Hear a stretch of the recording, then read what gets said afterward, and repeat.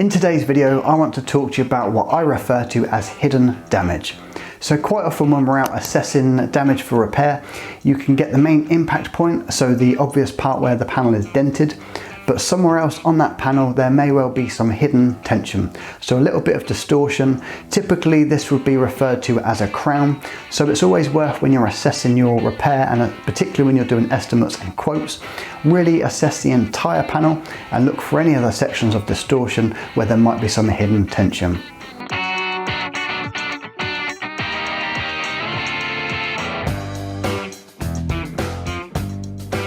Hi, I'm Tom with Learn PDR Online, and just recently I was out doing a door dent on a Volvo, and it was a prime example of what I refer to as hidden damage. So I thought I'd just do a small video to really make you aware, particularly when you're starting off and you're going out assessing damage, doing estimates and quotes, to really pay attention to the whole panel, look at the overview of the repair, and just look for any hidden distortion, any kind of tension, crowns that might not be in the repair area that are caused by that same impact point.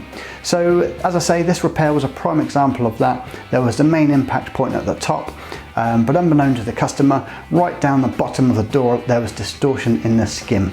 So it's important to identify this, partly for your estimate, to make sure that you've identified all of the damage and you can include that in your quote, but also it's going to make a huge difference to how you finish that repair. If you're only working on the main dented section, the obvious bit at the top, but you haven't spotted that there's some further damage or tension around, you're going to end up fighting the panel, wondering why it's not going back into the right shape, because until you release that tension, you're not going to be able to work with the metal flow and get the panel nice and smooth back into its original shape. So we'll take a look at the example and just run you through and show you exactly what I mean. So just here we can see our main impact point. So the dent is on the upper section of the panel. It's a bit of a crease, a bit of a dent, and just below it there is a slight sort of tail to the damage as well. But it's this section down here that we're looking at today, and hopefully you can just pick it up in the distortion of my line board reflection.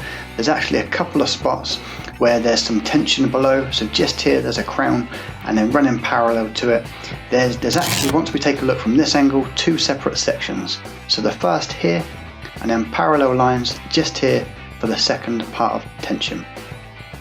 These two sections have to first be identified, and then the tension needs to be released before we can then go on to work on the main section of the damage.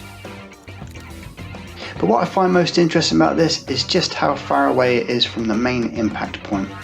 So as we zoom back out again, we can see that initial point, the main obvious part, the part that our customer sees, is probably a good 10 to 12 inches above the lower section where we've got what I refer to as hidden damage, or some hidden tension.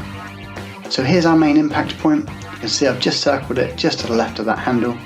And as I say, a good 10-12 inches below that, we have that tension and the hidden damage.